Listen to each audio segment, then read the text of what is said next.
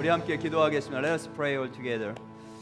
우리 함께 기도할 때에 하나님께서 우리 하나님 되심을 다시 한번 확인하는 예배 되기를 원합니다. 우리가 이제 잠잠히 주님의 음성 듣기를 원합니다. 주님께서 내 삶 가운데 어떻게 일하고 계시는지 하나님 다시 한번 믿음의 눈으로 볼 수 있는 시간 되게 하시고, 하나님 주님께서 우리를 얼마나 사랑하시는지도 한 번 더 확인하는 예배 시간 되기를 원합니다. 그렇게 주님의 이름을 높이기를 원합니다. 주님이 나의 하나님 되심을 인정하고 고백하며 참된 예배가 되기를 원합니다. Father, we want to see you working for us, working with us. We want to be still this moment. At this worship service, we want to recall your grace. We want to remember your love. Let us confirm one more time that you are with us, you are for us, so that we may lift your name on high through this worship. 우리 함께 특별히 말씀을 주실 때에 나에게 주시는 말씀으로 주님 성령님께서 역사해 달라고 함께 통성으로 한 번 더 기도하도록 하겠습니다. Let's pray all together. 하나님 아버지 감사합니다. 이 시간에 우리를 사랑하여 주시고 이 시간에 하나님 주님 앞에 불러주시니 감사합니다. 이제 예배를 통해서 하나님께서 우리 하나님 되심을 다시 한번 확인하는 시간 갖기를 원합니다. 하나님을 향해 우리의 눈을 듭니다.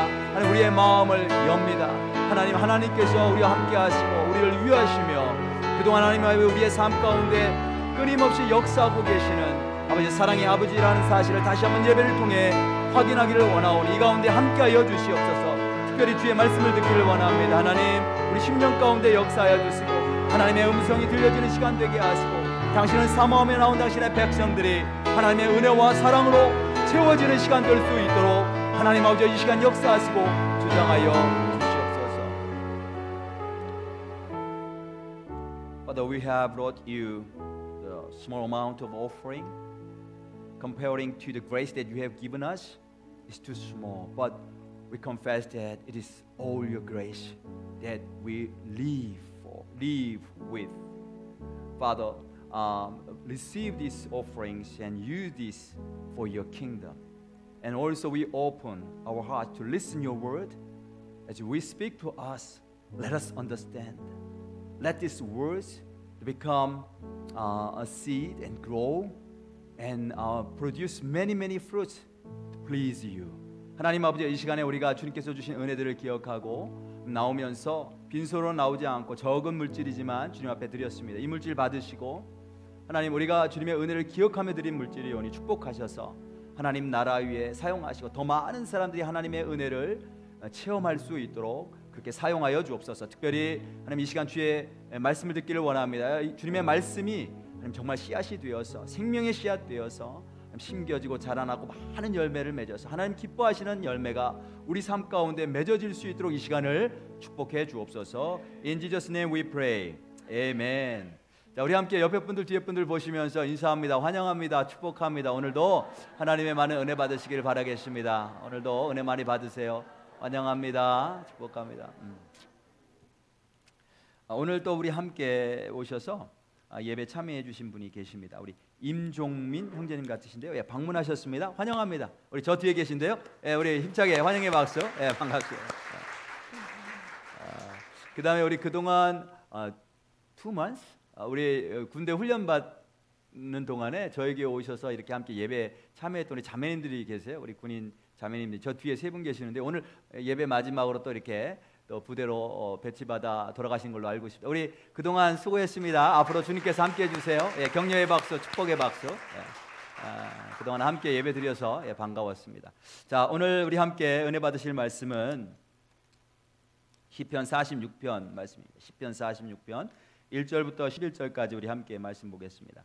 시편 46편 1절부터 11절까지 다 같이 일어나셔서 우리 함께 교독합니다. 제가 한 절 읽고 우리 성도님들이 한 절 읽으시고 그 다음에 마지막 절 다 함께 읽도록 하겠습니다. 시편 46편 우리 1절부터 함께 읽겠습니다. 하나님은 우리의 피난처시요 힘이시니 환난 중에 만날 큰 도움이시라. 바닷물이 솟아나고 뛰놀든지 그것이 넘침으로 산이 흔들릴지라도 우리는 두려워하지 아니하리로다. 셀라.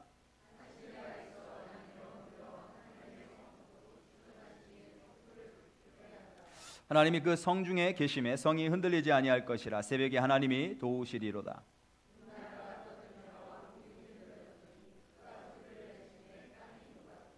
만군의 여호와께서 우리와 함께 하시니 야곱의 하나님은 우리의 피난처시로다. 셀라.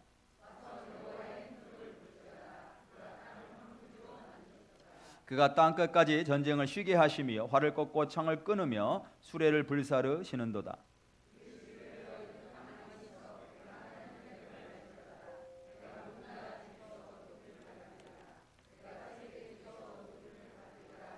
우리 다 같이 있습니다. 만군의 여호와께서 우리와 함께 하시니 만군의 하나님은 우리의 피난처시로다. 아멘. 셀라. 자, 우리 앉으시겠습니다. 우리 지난 한 주간 동안에 저희 교회는 그 미주 다니엘 기도회에 우리 함께 참여했습니다. 우리 성전에 오셔서 함께 예배드리신 분도 계시고요. 또 집에서 줌으로 함께 참여하신 분들도 계셨습니다. 한 주간 동안 또 이렇게 저녁마다 집중해서 집에 참석하니까 참 영적으로 너무너무 큰 은혜를 받았고 너무 좋았습니다. 또 지난 화요일에는 직접 우리 달라스에 올라가서 현장 예배 참여하신 분들이 계십니다. 한 12분 정도 참여를 하셨는데 현장에 가서 예배드리니까 또 확실히 다르고 훨씬 더 좋더라고요. 어떻게 다르냐면 제가 이렇게 비유를 할 수 있을 것 같아요. 우리 성지순례가 있잖아요. 성지순례 이스라엘 지역에 가는 거. 요즘은 방송국에서 또 이렇게 유튜버들이 이렇게 프로그램을 잘 만들었어요. 그래서 직접 가지 않아도 아주 생생하게 그 성지순례 현장들을 잘 보고 배울 수 있도록 그렇게 프로그램을 만든 게 굉장히 많이 있습니다. 뭐 그걸 보면서도 우리가 은혜 받고 또 많은 것을 보고 배울 수 있겠죠. 하지만 직접 많이 현장에 가서 배낭을 메고 그 땅을 밟고 그 땅의 공기를 마시고 주변을 실제로 보고 내가 실제로 경험하는 것, 그러면서 배우는 것은 아무래도 차이가 있겠죠. 그런 차이였어요. 그래서 우리가 가서 현장 예배 가서 또 함께 참여하면서 하나님께서 주시는 은혜를 또 많이 받았고요. 또 그 다음 날은 우리 세미안 그 교회, 그 이제 미주 다니엘 기도회가 열리는 그 교회 세미안 교회에서 저희 교회 특별히 대접해 주셔서 또 맛있는 점심을 또 같이 먹었습니다. 그 바쁜 와중에도 또 이렇게 손님이 오셨다고 함께 방문했다고 형제 교회 이렇게 대접하는 모습을 보면서 많이 배웠고 또 굉장히 감사한 마음을 가졌습니다. 우리가 오고 가는 차 안에서 함께 아주 즐거운 교제를 했고요. 그리고 거기서 또 우리 밥 먹으면서 또 예배 끝나고 나서 호텔에서 같이 받은 은혜들을 또 함께 쉐어를 했고 또 함께 이렇게 12분이 갔지만 그 가운데 또 섬기는 분도 계셨고 섬김을 받는 분들도 있었고 그 섬김의 기쁨도 굉장히 컸습니다. 너무 감사하고요. 이 총 한 일주일 동안 우리가 다니엘 기도회를 했는데 7분의 강사가 나오셔서 말씀을 전해 주셨어요. 근데 그 각 강사분께서 말씀을 전하실 때마다 정말 하나님께서 역사하시고 하나님께서 나에게 주시는 말씀이구나라고 하는 것을 너무나 깊이 체험할 수 있었습니다. 그 말씀이 감동적이기도 했지만 동시에 또 놀라웠던 건 뭐냐면 7분이나 이렇게 강사가 이렇게 다양하게 말씀을 전해 주셨는데 동일한 내용이 반복되는 거예요. 동일한 내용. 그걸 보면서 아마 많은 분들이 놀라셨을 거예요. 역시 하나님께서 우리에게 주시는 메시지가 있는 게 틀림이 없구나. 왜 동일한 내용이 반복될까요? 하나님께서 우리에게 주시려고 하는 메시지가 그것이기 때문에 그렇습니다. 그래서 예를 들어서 아브라함이 하나님께서 부르심을 받고 자기 땅을 떠나서 나아갈 때에 갈 바를 알지 몰랐다는 거죠. 하나님께서 어디로 가야 될지 미리 알려주시지 않았다는 거예요. 그럼에도 불구하고 하나님을 신뢰하고 믿음의 여정을 시작했다는 거예요. 그 다음에 우리 다니엘 이야기도 반복이 됐죠. 그죠? 그 하루에 3번 기도하면 자기가 죽는다라고 하는 것을 알매도 불구하고 마음에 결심하고 결단하고 하나님을 섬기는 것을 그 믿음의 삶을 멈추지 않았을 때 물론 고난이 있지만 그 고난을 통해서 더욱더 살아계신 하나님을 체험하게 됐다는 거예요. 이런 내용들이 굉장히 반복되고 우리에게 이번 한 주간 동안을 이 집회를 통해서 하나님께서 우리에게 주시는 메시지인 것을 우리가 확인할 수 있었습니다. 오늘 시편 우리 46편 우리 함께 읽었는데요. 이 시편 46편도 우리 지난 한 주간 동안에 우리가 다니엘 기도회 때 받은 은혜들 그 메시지와 굉장히 많이 연결이 됩니다. 내용도 연결이 되고요. 그 다음에 이 본문을 보면 역시 이 시편 46편도 반복되는 내용이 있어요. 반복되는 내용. 한번 보시면요. 1절 보시면 하나님은 우리의 피난처시다. 이런 표현이 있죠. 하나님은 우리의 피난처시다. 7절에도 보시면요. 그 뒷부분에 하나님은 우리의 피난처시다. 그죠? 11절에 보니까 역시 뒷부분에 하나님은 우리의 피난처시로다. 하나님께서 우리의 피난처가 되신다는 거예요. 근데 이거 원래 히브리어로 보면요, 어떤 의미냐면 하나님께서 우리의 피난처가 되시는데, 원래 히브리어로는 우리를 위하여, 이런 의미가 있어요. 우리를 위하여 피난처가 되신다는 거죠.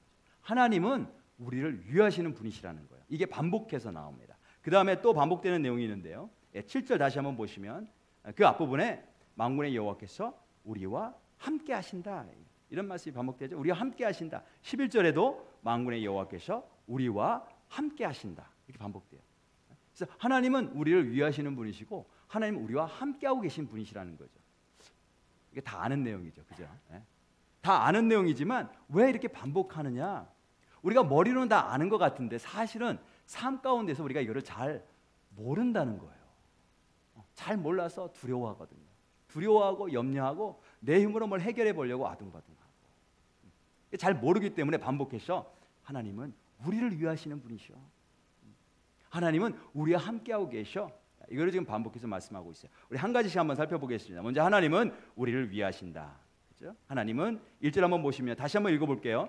하나님은 우리의 피난처시여, 하나님은 우리를 위하시는 피난처가 되시고 힘이시니 환난 중에 만날 큰 도움이다. 그 다음에 2절 한번 보시면요, 그러므로 땅이 변하든지 산이 흔들려 바닷 가운데 빠지든지, 땅이 막 흔들린다고 생각해 보세요. 등산하러 산에 올라가는데 산이 막 흔들리더니 이게 뿌리째 뽑혀서 바다에 던져지는 그런 사건이 생긴다고 한번 상상해 보세요. 얼마나 두려울까요? 막 산이 막 흔들려서 뽑힐 때에. 그 다음에 우리 3절 한번 보겠습니다. 바닷물이 솟아나고, 산뿐만이 아니라 이제 바닷물이죠, 물이 솟아나고 뛰놀든지 그것이 넘침으로 산이 흔들릴지라도 우리는 두려워하지 아니하리로다. 크루즈를 타고 가는 바다에 갑자기 소용돌이가, 그다음에 막 솟구쳐 위로, 얼마나 두렵겠어요. 그런데도 만일 그런 일들이 일어난다 할지라도 두려워하지 말라는 거예요. 우리 삶 가운데 비록 이제 자연에 대한 그런 어떤 상상적인 내용이지만 사실 우리 삶 가운데에 그렇게 정말 내가 살고 있는 삶의 기초가 막 흔들리고 무너질 것 같은 그런 일들을 우리가 경험할 때가 얼마나 많이 있어요. 그런 일을 겪을지라도 두려워하지 말라. 왜냐하면 하나님께서 우리를 위하시는 분이시라는 거죠. 우리 창세기에 보면 천지를 만드신 그 하나님의 그 이제 천지 창조의 이야기가 쭉 나옵니다. 다른 것들 다 만드시고 우주 만물을 다 만드시고 나서 인간은 맨 마지막에 만드셨어요. 맨 마지막 날, 맨 마지막에 만드셨어요. 이게 무슨 뜻이냐면 그 앞에 만든 모든 우주 만물이 사실은 누구를 위해서 만드신 거냐면 우리 인간을 위해서 만드셨다는 거죠. 이 세상 모든 것을 다 우리를 위해서 만드셨다는 거예요. 우리가 잘 아는 로마서 5장 8절 말씀에 그런 말씀이 있잖아요. 우리가 아직 죄인 되었을 때에 그리스도께서 우리를 위하여 죽으심으로 하나님께서 우리에 대한 자기의 사랑을 확증하셨느니라. 하나님이 얼마나 우리를 위하시냐면 우리를 위해 당신의 하나밖에 없는 외아들을 내어주시고 죽게 하시기까지 우리를 위하신다라는 거예요. 그 다음에 또 한 가지 그 앞부분에 보면 어떻게 시작하냐면 우리가 아직 죄인 되었을 때, 심지어는 우리가 예쁘게 하나님 말씀을 잘 들을 때가 아니고 우리가 아직 죄인 되었을 때임에도 불구하고 하나님께서 우리를 위해 당신의 아들을 내어주셨다는 거죠. 그래서 하나님은 변함없이 우리를 위하시는 분이신 줄로 믿습니다. 그래서 하나님께서 우리를 위하시는 분이신 것을 믿는 게 사실 신앙의 기초거든요. 하나님은 우리를 미워하시지 않으세요. 하나님은 우리 멀리 떠나 있거나 우리에 대해서 이렇게 무관심하시지 않는다는 거죠. 늘 언제나 우리를 위하시는 분이시다. 이 믿음의 기초가 있을 때 산이 흔들리고 바다가 솟구치는 그런 일이 우리 삶 가운데 있을지라도 두려워하지 않게 된다는 거예요.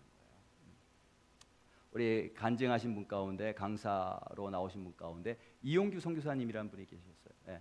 그 이용규 선교사님 간증은 한 번 들어서는 우리가 다 이해하기 좀 어렵고요. 반복해서 들으셔야 돼요. 반복해서. 굉장히 내용이 깊기 때문에. 그분이 인도네시아에 가서 기독교 대학을 설립하는 그런 내용들을 이렇게 설명하실 때, 인도네시아는 가장 큰 이슬람 국가거든요. 그런 가장 큰 이슬람 국가에서 최초로 그 나라 최초로 크리스찬 대학을 세우는 거예요. 얼마나 쉽지 않은 일이겠어요? 돈도 그 당시에 벌써 오래전 수년 전 일인데 50억, 지금으로 말하면 한 $5 million 프로젝트고, 그 다음에 정부에서 여러 가지 규제가 있고 너무너무 힘들었다는 거죠. 마치 하나님께서 자기를 이렇게 뺑뺑이 도시는 것처럼, 뺑뺑이 돌리시는 것처럼 이렇게 느껴졌다는 거예요. 그러면서 이분이 그것을 어떻게 해석하냐면 굉장히 큰 부담으로 다가왔는데 50억 원, 5 밀리언 달러를 내가 어떻게 해결하나, 엄청난 부담이죠. 근데 그걸 어떻게 이렇게 해석하시냐면 성경 말씀 가운데 예수님의 그 달란트 비유로 해석하시는 것을 제가 들었어요. 그리고 그 해석을 보면서 굉장히 신선하다. 그리고 그 말씀이 맞는 것 같다라고 하는 생각이 제가 들었어요. 뭐냐면 보통 우리가 달란트 그러면 이걸 이제 재능으로 해석한다는 거죠. 재능, 뭐 재능, 시간, 뭐 이런 것들로 또 treasure, 우리의 물질로 이렇게 번역을 하죠. 그런데 이제 이분은 이거를 부담으로 번역해서 부담. 본인이 5 밀리언 달러 프로젝트를 하다 보니까 이게 너무너무 큰 부담인 거예요. 거기 이제 달란트 비에 보면 1달란트, 2달란트, 5달란트. 그죠? 주인이 먼 여행 갈 때에 종들을 불러서 어떤 사람에게는 1달란트, 어떤 사람이 2달란트, 어떤 사람에게는 5달란트 주고 떠나죠. 그러면 이제 그거 가지고 종들이 이제 주인을 위해서 무엇인가 일을 합니다. 근데 그게 어떤 뭐 재능이나 어떤 물질이나 이게 아니라 본인이 5 밀리언 달러 가지고 프로젝트를 해보니까 이게 부담으로 왔다는 거예요. 부담. 달란트가 이게 부담이구나. 달란트가 얼마나 큰 가치냐면 노동자가 한 일꾼이 날마다 일을 하는데 20년 동안 일을 하고 단 한 푼도 쓰지 않고 모은 돈이에요. 그게 1달란트예요. 1달란트. 여기 우리 뭐 군인이셨다가 이렇게 은퇴하신 분 계시 한 20년 동안 군 생활 하시는데 번 돈을 한 푼도 쓰지 않고 원페니도 쓰지 않고 20년 동안 다 모았죠. 20년 후에 제대하면서 받은 돈이 그게 1달란트란 말이죠. 그게 클까요, 적을까요? 엄청나게 큰 돈이죠. 지금으로 제가 계산해 보니까 뭐 우리가 얼마 받느냐에 따라 다르겠지만 미니멈 1.2 밀리언, 2 밀리언 이 정도 되는 것 같아요. 1달란트 받은 사람, 2달란트 받은 사람, 5 밀리언. 그러니까 이분은 5 밀리언으로 다가온 거예요. 근데 이게 본인이 굉장히 큰 부담인데 나중에 주인이 돌아온다는 거죠. 반드시 주인이 돌아와서 그 달란트 준 거를 어떻게 사용했는지를 확인할 때에 그것을 주인을 위해 잘 사용한 종들을 보면서 이렇게 칭찬을 합니다. 착하고 충성된 종아, 네가 작은 일에 충성했으니 내가 많은 것을 너에게 맡기리라. 주인의 즐거움에 참여할지로다.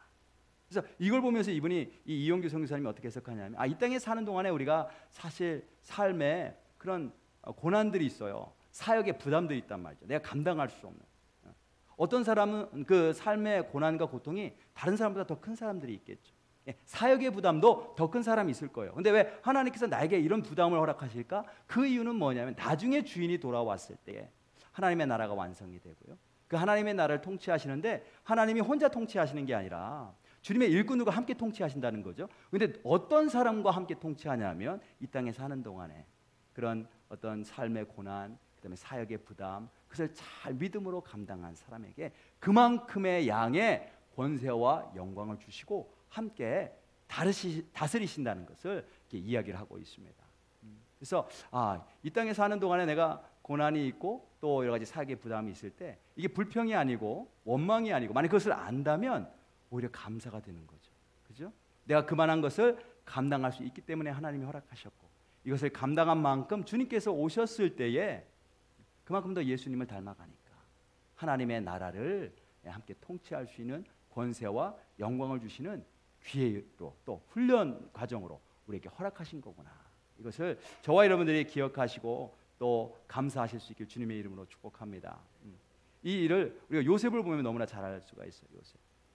요셉이 애굽의 총리가 돼서 세상을 구원하는 그런 일들을 하잖아요. 근데 어느 날 갑자기 이렇게 된 게 아니라 굉장히 많은 고난을 통과했죠. 억울하게 노예로 팔려가고 또 노예 생활하다가 또 억울하게 또 이렇게 누명을 쓰고 죄수가 되고 또 감옥에 오랫동안 갇히고 또 자기를 알아주지 않는 그런 시간들을 보내고 그런 것들을 통해서 하나님께서 훈련시키셔서 세상을 다스리고 생명을 구원하는 일을 맡겨주신 일을 보게 됩니다. 그래서 하나님은 언제나 우리를 위하시는 분이세요. 우리가 이걸 알면 어떠한 고난을 만날지라도 이게 나를 위한 거구나. 내가 예수님을 더 닮아갈 수 있도록 그리고 이 고난을 통과하면서 하나님께서 하실 일에 나를 참여하게 하시기 위해서 나에게 특별한 사랑을 허락해 주신 거구나. 이것을 깨달아 알게 될 줄로 믿습니다. 그래서 그리스도인들에게는 어떠한 고난이라도 악한 것은 없다.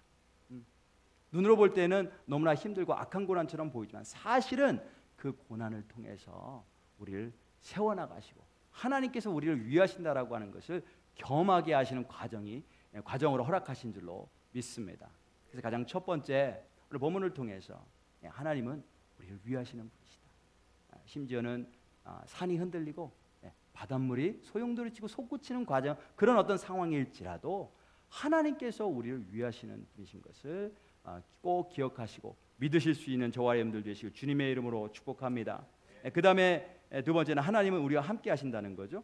7절에도 만군의 여호와께서 우리와 함께 하시니, 11절에도 만군의 여호와께서 우리와 함께 하시니, 하나님은 어떤 상황 속에서도 우리와 함께 하신다는 거예요. 자, 우리를 위하긴 위하시는데 나는 어려운 상황 속에 있고 하나님은 저 멀리 편안한 상황 속에서 우리를 위하시는 게 아니라 내가 어려운 상황이 있을 때 우리와 함께 하신다는 거죠. 그 상황 가운데에. 그런 의미예요.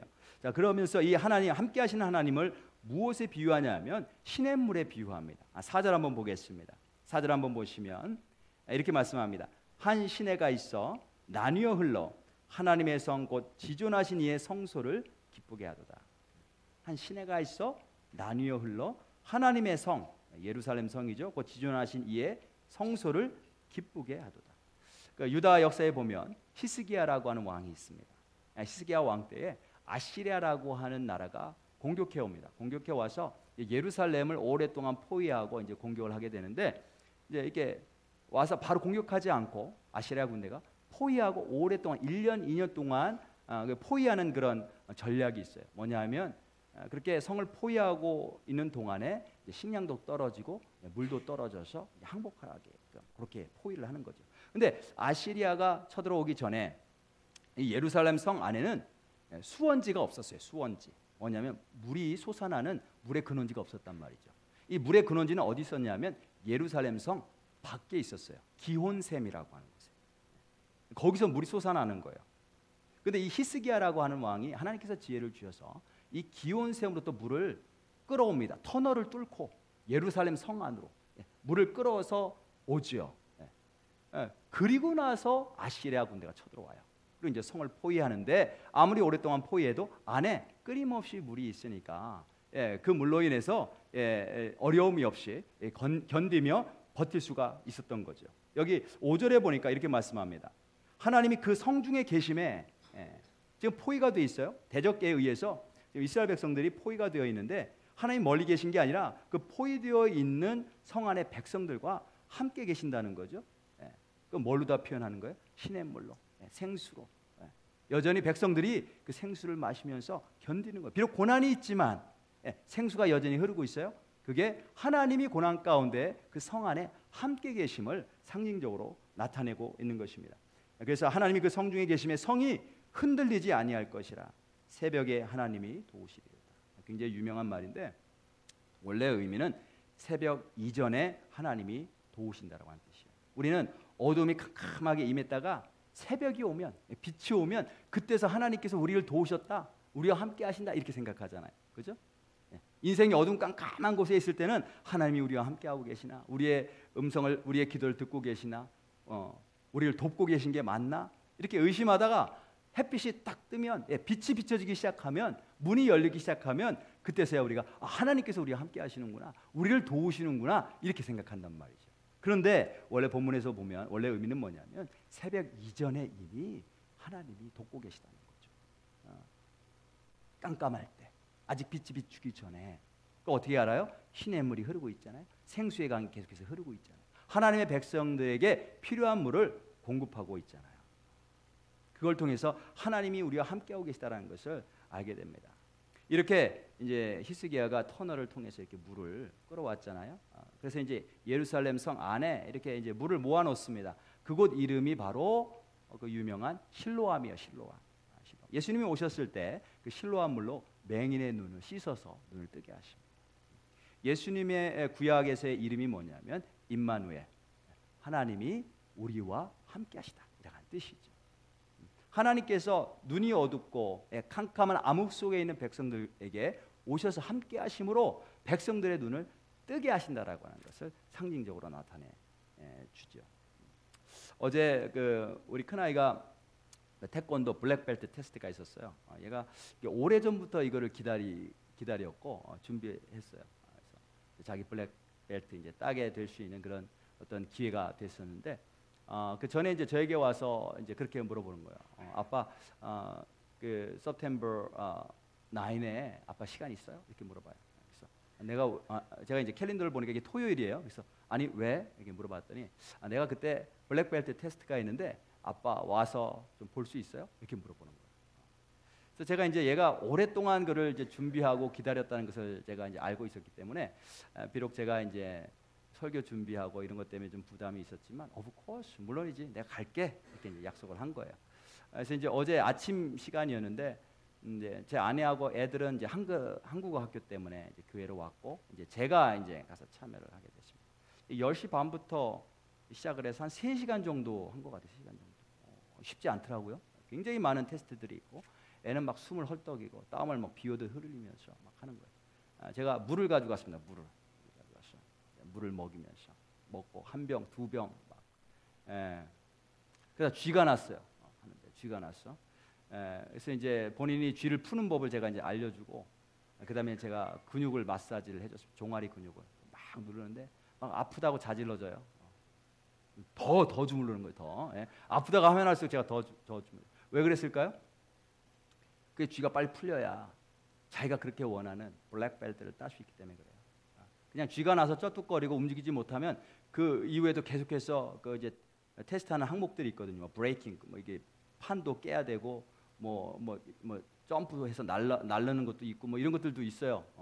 그런 걸 못 하잖아요. 쥐가 있으면 제가 그렇게 오랫동안 준비했는데 그래서 아프지만 계속 마사지에 힘있게 물어줬죠. 결국 이제 통과했어요. 우리 관장님이 봐주시고 좀 봐주시고 그다음에 이제 본인이 또 자 끝까지 다 해서 뭐 땀 비오듯 하고 물 먹고 통과했단 말이죠.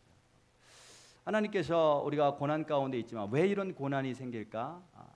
우리가 때때로 의심도 되고 이해도 안 되는 그런 부분들이 있어요. 근데 하나님이 우리와 함께하고 계시다는 거예요. 그리고 끊임없이 물을 공급해 주세요. 우리가 살 수 있도록. 우리는 죽을 것 같은데 하나님이 공급해 주시는 물로 우리가 살고 있다라고 하는 사실을 기억하시길 바랍니다. 그래서 하나님이 함께 하고 계시다는 것을 우리에게 알려주세요. 제가 우리 아이 쥐 났을 때 아프지만 계속해서 문질렀던 것처럼 때로는 하나님께서 우리에게 계속해서 고난, 아픔을 허락하실 때가 있어요. 왜냐하면 그것이 하나님의 영광의 길, 영광의 나라로 들어가는 과정이기 때문에 그래요. 그것 없이는 그걸 통과하지 않으면 하나님의 영광의 자리에 갈 수 없기 때문에 그렇습니다. 하나님께서 우리와 함께하고 계십니다. 고난의 자리에 함께하고 계시고 필요한 생수를 공급하시고 고통도 필요하다면 과정이기 때문에 허락하신다라고 하는 사실. 그 과정 가운데 하나님께서 반드시 우리를 단 한순간도 놓치지 아니하시고 새벽이 왔을 때만 함께 하시는 게 아니라 새벽 이전에 어둠 가운데도 이미 함께하고 계시고 돕고 계시다고 하는 사실을 저와 여러분들이 기억하실 수 있길 주님의 이름으로 축원하고 축복합니다. 자, 그러면 우리가 해야 될 일은 뭘까요? 우리가 해야 될 일. 하나님이 우리를 위하고 계세요. 그 다음에 어떤 고난 가운데서도 우리와 함께하고 계세요. 우리는 잘 모르지만 계속해서 생수를 우리에게 공급해주고 계시고 우리에게 고난이 있지만 또 필요하기 때문에 허락하시고 우리와 함께 하시는데 그럼 나는 어떻게 해야 될까? 무엇을 해야 되는가? 자, 오늘 결론 말씀은 8절부터 11절이에요. 8절부터 11절.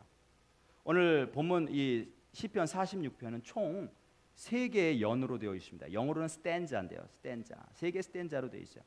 각 스탠자가 끝날 때마다 각 연이 끝날 때마다 셀라라고 하는 단어를 씁니다. 셀라. 거기 있죠? 괄호에 셀라. 3절 뒷부분에. 그게 이제 1년이고요. 2년은 4절부터 7절까지 뒤에 셀라가 있죠. 8절부터 11절까지 또 셀라가 있고 셀라는 어떤 의미냐면 아주 정확한 뜻은 몰라요. 근데 학자들이 이제 생각할 때 이게 이제 노래처럼 이제 부르는데 마지막에 음을 좀 이렇게 높이면서 한 연이 끝나는 걸 이제 표시하는 것이다. 이제 보통 그렇게 해석을 합니다. 그래서 이렇게 이제 총 3개의 연인데 그 중에 결론이 뭐냐면 이제 8절부터 이제 시작이 되죠. 8절부터. 우리가 어떻게 해야 되느냐 이거죠. 우리가 하나님은 우리를 위하시고 우리와 함께 하시는데 우리는 어떻게 해야 되는가? 8절 보면 이렇게 말씀하시죠. 와라, 그죠? 와라. 여호와의 행적을 볼지어다. 와서 봐라 이렇게 말씀하세요. 10절에도 보면요, 이르시기를 너희는 가만히 있어, 가만히 있어라. 그 다음에 내가 하나님 됨을 알지어다. Know that I'm God. 이렇게 말씀하세요. 보면 네 개의 명령이 있거든요. 네 개의 명령형. 하나는 와서, 두 번째는 볼지어다, 세 번째는 가만히 있어라 10절에. 그 다음에 하나님 됨을 알지어다, 알아라 이렇게 있는데, 이 네 개의 명령이 있는데 그 중에 핵심이 뭐냐면 세 번째, 너희는 가만히 있어. 10절. 너희는 가만히 있어. 이게 핵심이라고 생각합니다. 우리가 가만히 있어야 하나님이 무슨 일을 행하시는지 볼 수 있어요. 가만히 있어야 하나님 무슨 일을 행하시는지 볼 수 있어요. 우리가 가만히 있어야 하나님께서 하나님 되심을 깨달아 알 수 있어요. 가만히 있다라고 하는 것은 무슨 뜻이냐면 그냥 멈추다, 아무것도 하지 않다 이런 뜻이 아니고요. 히브리어로는 라파라고 하는 단어인데, 이 단어의 뜻은 뭐냐면 손을 내려놓는 거예요. 이렇게. 내가 뭘 하려고 하다가 손을 내려놓는 거예요. 그래서 포기하다 이런 뜻도 돼요. 포기하다. 이 단어가 어디에 사용됐냐면 사무엘하 24장 16절에 사용됐는데, 사무엘하 24장 16절에 보면요, 이런 말씀이 있어요. 천사가 예루살렘을 향하여 그의 손을 들어 멸하려 하더니, 자 지금 천사가 손을 가지고 뭔가 행하려고 하잖아요. 그의 손을 들어 예루살렘을 지금 멸하려고 하고 있어요, 천사가. 그때 여호와께서 이 재앙 내리심을 뉘우치사 백성을 멸하는 천사에게 이르시되 족하다, 이제는 네 손을 거두라. 이때 사용, 네 손을 거두라. 지금 이 천사가 예루살렘 그 다윗의 죄 때문에 이제 재앙을 지금 임하게 하려고 손을 들어서 액션을 취하려고 하는데, 하나님께서 뭐라고 말씀하시냐면 네 손을 거둬라. 그때 라파라고 하는 단어가 사용되거든요. 네 손을 내려놓아라 이런 뜻이거든요. 하려고 했던 행동을 스탑해라. 하시니 여호와의 사자가 여부스 사람 아리우나의 타작마당 곁에 있는지라 이렇게 말씀하세요. 가만히 있다 뭐냐면 내가 뭔가 액션을 취하려고 하는 것, 그거를 내려놓는 거예요. 하나님이 우리 삶 가운데 일하시길 우리가 원해요. 하나님 틀림없이 살아계시고, 아니 우리를 위하신다면 지금 나를 도와주셔야 되잖아요. 나를 구원해 주셔야 되잖아요. 그걸 우리가 어떻게 체험할 수 있느냐? 내가 내 손을 내려놓을 때, 그때 하나님이 일하시는 것이 보입니다. 그때 하나님께서 정말 내가 믿는 이 하나님 정말 살아계신 하나님이시네 라고 하는 것을 우리가 알게 된다는 거죠. 8절에서 9절까지 한번 보시면요, 와서 여호와의 행적을 볼지어다 그가 땅을 황무지로 만드셨도다. 이게 무슨 말이냐면 전쟁을 끝내셨다는 거예요. 9절에 그가 땅 끝까지 전쟁을 쉬게 하시며 활을 꺾고 창을 끊으며 수레를 불사르시는도다. 그 지긋지긋했던 전. 여러분 삶 가운데 얼마나 많은 전쟁이 있어요. 그죠? 우리 삶 가운데 끊임없는 전쟁이 있어요. 여러 가지 전쟁이 있단 말이죠. 이 지긋지긋한 전쟁이 언제 끝이 나느냐? 우리가 내 손을 내려놓을 때 하나님이 역사하시는 걸 보는데, 거기 보니까 하나님이 활도 꺾으시고 창도 꺾으시고 전쟁에 쓰는 수레도 불사르시고 하나님이 하시는 놀라운 일들을 그때서야 경험할 수 있게 된다는 거죠. 내 손을 내려놓을 때. 그 이용규 선교사님 그 간증에 그 인도네시아에 가서 그 이제 대학 세우는 그 프로젝트를 하는데, 그러잖아요. 가자마자 자기 췌장에 혹이 생겼어. 병원에서 꼼짝 못하고 치료받게 생겼고요. 인도네시아 가서 정상적인 삶을 살 수 없게끔. 그 다음에 또 같이 일을 해야 될 사역자들 비자가 문제가 생겨서 스태프들이 자꾸 외국에 나갔다 들어왔다 해야 되고. 근데 돈이 그렇게 많이 드는데 그 후원하는 분들의 후원이 다 끊겼다잖아요. 그래서 어떻게 느낌이 들었냐면 하나님이 마라톤을 뛰게 하시는데, 단거리 경주도 아니고 마라톤인데 마라톤을 뛰게 하시는데 두 손을 뒤로 다 묶어놓고 뛰라고 하시는 것처럼 느껴요. 그런데 두 손 뒤로 묶고 뛰는 것 같은 느낌이 들었는데 하나님이 하시더라는 거죠. 내 힘으로 하려고 했던 거, 그 모든 후원자들 다 끊게 하시고, 하나님께서 하셔서 그 건물을 짓게 하시고, 그 다음에 졸업생들이 졸업하는데 4년제 그 정식 허가가 졸업생들 졸업식 5일 전에 나왔다는 정식으로.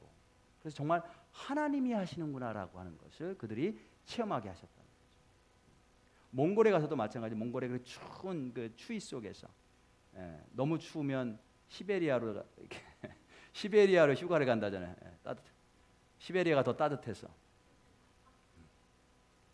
제 여동생이 사실 몽골에 있었어요. 몇 년 동안. 그래서 제가 이제 그게 얼마나 추운지 제가 압니다.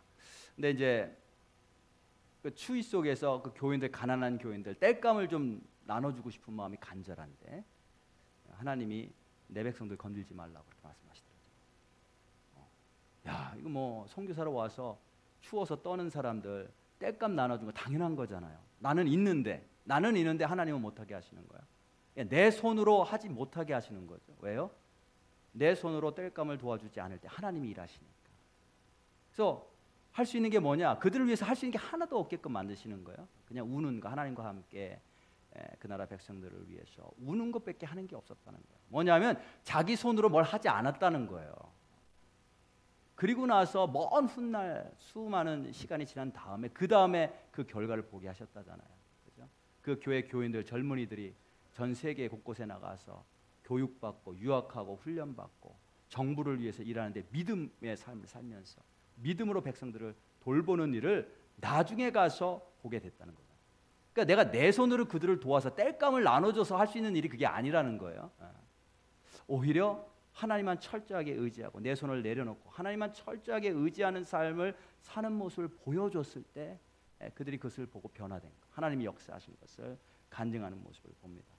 우리 지선자매도 마찬가지예요. 지선자매도 정말 귀한 간증, 뭐 다 아는 간증인데 또 눈물 흘러. 그죠? 어려서부터 얼마나 가난하고 얼마나 힘든 삶을 살았어요. 근데 드디어 인정받아서 독일로 유학 갈 길이 열렸잖아요.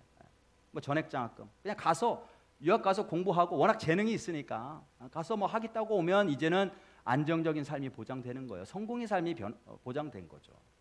그냥 유학 얘기를 그냥 열어주셨는데 그런데 그걸 포기하잖아요. 포기하고 1년 동안 365일 하나님 앞에 나와 새벽 기도할 것이다 결단하고 유학길을 포기합니다. 그러니까 내가 내 힘으로 성공할 수 있는 길, 그 길이 앞에 있을 때 자기가 손을 내려놓은 거죠. 하나님 품에 안기고 그리고 나서 그때부터 하나님께서 역사하셔서 그의 삶을 열어주시고 비록 고난이 많이 있었지만 그런 결단이 있으면 고난이 있죠. 하나님의 길을 갈 때 틀림없이 고난이 있습니다. 근데 고난이 있지만 그 고난을 믿음으로 통과하면서 정말 하나님이 살아계시다라고 하는 것을 체험하고 그것을 증거하는 그런 놀라운 하나님의 사람이 되잖아요. 그렇죠? 자, 그래서 우리가 어떻게 하나님이 우리를 위하고 계시고 우리가 함께하고 계신 게 틀림이 없는데 성경은 계속해서 그렇게 이야기를 하고 계시는데 나는 왜 그 하나님이 지금 내 삶 가운데서 경험되지 않을까? 어쩌면 우리가 여전히 손을 들고 있기 때문에 그런지도 모르겠어요. 내 힘으로 살아보려고.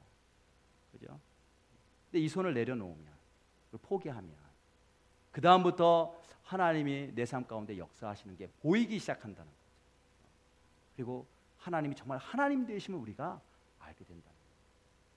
자, 우리 삶 가운데서 우리 각자의 삶 가운데서 이거를 어떻게 적용할까요? 오늘 잠깐 제가 시간을 드릴 테니까 한번 생각해 보셨으면 좋겠어요. 내 삶 가운데 그럼 내가 어떻게 하는 게 내 손을 지금 내려놓는 걸까? 제가 이번에 이제 세네갈 단기 선교 가잖아요.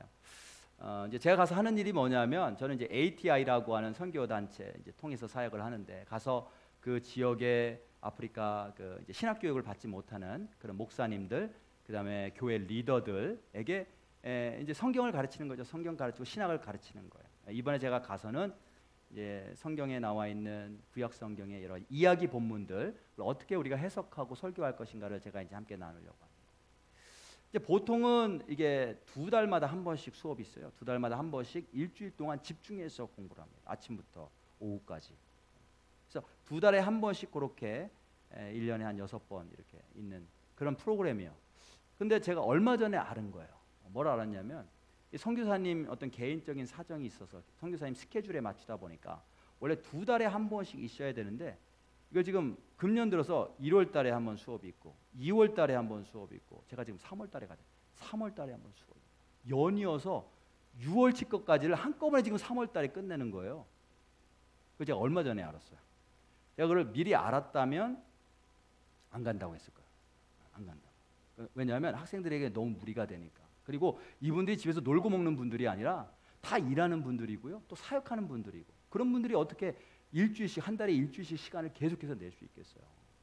너무 학생들에게 부담이고 또 등록할 학생들이 부담이 있으면 많이 등록 안 하겠죠. 그러니까 이거는 제가 미리 알았다면 이거 간다고 안 했을 텐데 제가 이미 비행기표를 구입한 다음에 그걸 알게 됐어요. 제가 구입한 비행기표는 날짜를 바꿀 수 없는 비행기표예요.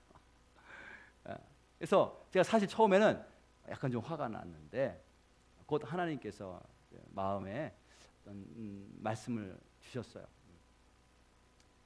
하나님께서 준비한 학생이 있다는 거죠. 그러니까 우리가 생각하는 어떤 그런 상황과 어떤 그런 그런 모습은 아닐지라도 하나님이 계획하시는 어떤 사람이 있다는 것을 제게 확신을 주셨어요. 그다음에 이번에 우리 갈 때 이 선교 후원금도 마찬가지인데요. 제가 필요한 금액 가서 사용할 필요한 금액의 4배 이상이 나왔어요 지금. 그래서 이게 너무 많이 나온 거예요. 너무 많이. 그래서 처음에는 제가 어떤 생각을 했냐면 이렇게 금액이 많이 나왔는데 우리 성도님들께 얘기를 해서 이번에 필요한 만큼만 가져가고 나머지는 우리가 가을에 어쩌면 또 선교에 우리 교회 교인들이 가자고 할 수도 있어요. 두고 보세요. 목사님 우리도 단기 선교 갑시다. 아프리카 갑시다. 뭐 이렇게 하실 수 있단 말이에요. 그때 우리가 쓰자고 내가 성도님들께 말씀을 드릴까? 그러고 싶었어요. 그런데 역시 또 하나님께서 주시는 마음이 있어요. 이만큼 선교 후원금이 들어오게 하셨을 때는 하나님이 필요하셔서 성도님들에게 감동을 주셔서 주셨다는 거예요. 지금은 모르지만 틀림없이 그곳에 가면 이 선교비를 쓸 곳이 있다는, 하나님께서 쓰시기 원하시는 곳이 있어서 허락하셨다라고 하는 것을 제게 마음을 주셨어요. 그래서 우리 성도님들이 기도하실 건 뭐냐면 가서 이은영 목사가 성령님의 인도하심 따라서 선교비를 잘 사용하고 오실 수 있도록, 잘 사용하고 올 수 있도록 이거 기도해 주셔야 돼요. 그 다음에 제가 이제 주일날은 거기 이제 현지 교회 가서 이제 설교를 하게 되거든요. 이제 저는 어떤 교회를 원했냐면 저쪽 시골 교회 있잖아요. 시골 교회, 시골 교회 정말 열악한 교회, 뭐 교인이 많든 적든 목회자가 고생하고 성도들이 어떤 도시의 유익을 얻지 못하는 그런 교회 가서 위로해주고 말씀도 전해주고 선물도 좀 사가지고 가고 그럼 얼마나 기쁨이 될까. 저는 이제 그런 교회를 생각을 했던 거예요. 근데 이번에 선교사님이 어레인지한 교회는 어떤 교회냐면 그 세네갈의 수도가 다카거든요. 다카에 있는 한 감리교 교회인데 안정적인 교회로 어레인지를 시켜주신 거예요. 그 교회는 내가 안 가도 물론 이제 시내라고 하지만 다카라고 하는 수도이긴 하지만 여전히 못 사는 사람들이 많이 있어요. 근데 그 교회는 내가 안 가도 교회가 이미 안정적이고 목사님도 어느 정도 안정적이고 그리고 많은 다른 목사님들도 가셔서 집회도 하고 했을 텐데 좀 바꿔달라고 할까? 제가 이제 그렇게 생각해요. 처음에는 바꿔달라고 요청을 할까? 이렇게 하다가 역시 하나님께서 그 교회를 어레인지한 것도 하나님께서 그 교회에 필요한 메시지가 있고 또 그 교회의 메시지를 들어야 될 어떤 사람들이 있기 때문에 그렇게 어레인지하게 하셨다라고 하는 것을 저에게 알게 하셨죠. 그래서 우리 정말 하나님께서 하시는 일을 우리가 체험하려면 어떻게 되냐면 내가 내 손을 이렇게 내려놔야 되는 거죠. 제가 하고 싶은 게 있어요. 제가 원하는 어떤 스케줄들이 있고요. 이게 되어져야 될 상황들이 있는 거예요. 그러면 내가 하나님이 정말 날 도와주시네 하면 기쁘게 갈 수 있을 것 같지만 하나님께서 우리를 인도하시는 방법은 정말 하나님이 살아 역사하셔서 일하시는 것을 보여주시려고 하실 때에 우리가 그것을 보기 위해서는 내 손을 내려놔야 돼요. 가만히 있어. 이게 가만히 있어야 뜻이거든요. 너는 가만히 있어. 철저하게 그렇게 할 때에 하나님께서 일하시면 우리가 볼 수 있게 될 줄로 믿습니다. 우리 한 절만 더 읽고 마칠 텐데요. 6절에 보면 문나라가 떠들며 왕국이 흔들렸더니 그가 소리를 내시며 하나님께서 소리를 내시매 땅이 녹았도다. 아무리 세상이 막 요란을 쳐도 하나님이 말씀 한번 하시면 그 땅이 녹아버린다는 거예요. 하나님은 전능하신 분이세요. 그 전능하신 하나님께서 우리와 함께하고 계시단 말이죠. 우리를 위하시는 분이시래요. 우리가 뭘 해야 되느냐? 가만히 있어서 우리의 손을 내려놓는 것. 굉장히 중요합니다. 예수님께서 이 땅에 오셔서 십자가 위에서 죽으시고 부활하셔서 우리에게 영생을 주셨잖아요. 우리를 죄에서 구원하시고 우리에게 영생을 주셨어요. 하나님의 자녀가 되게 하셨어요. 하나님의 놀라운 영광의 유업을 우리가 받게 하셨단 말이에요. 이 모든 일들을 하실 때 우리가 한 게 뭘까요? 예수님께서 이 땅에 오셔서 우리를 위해 하신 많은 일들, 그 일들을 이루실 때 우리가 한 게 뭐가 있을까요? 하나도 없잖아요. 하나도 없어요. 그러니까 우리가 내 손으로 뭘 하려고 해서 이룰 수 있는 것은 아무것도 없다는 것을 말씀하시는 거죠. 우리가 오히려 하나님께서 나와 함께하고 계시고 우리를 위하고 계심을 믿는 일이, 믿고 내 손을 내리는 일이 우리가 해야 될 일인 줄로 믿습니다. 그리고 하나님께서 하시는 일을 바라보면서 그래서 하나님이 어떤 분이신지 알고 찬양하고 그 하나님을 증거하는 일, 그 일이 우리가 해야 될 일인 줄로 다시 한번 확인하며 주님의 이름으로 그런 일들을 감당하실 수 있기를 축원합니다. 우리 함께 오늘 말씀 생각하면서 우리 찬양 한 곡 부르고 함께 기도하는 시간 가질 텐데요. 주품에 품으소서. 이 제목이 스틸입니다. 스틸.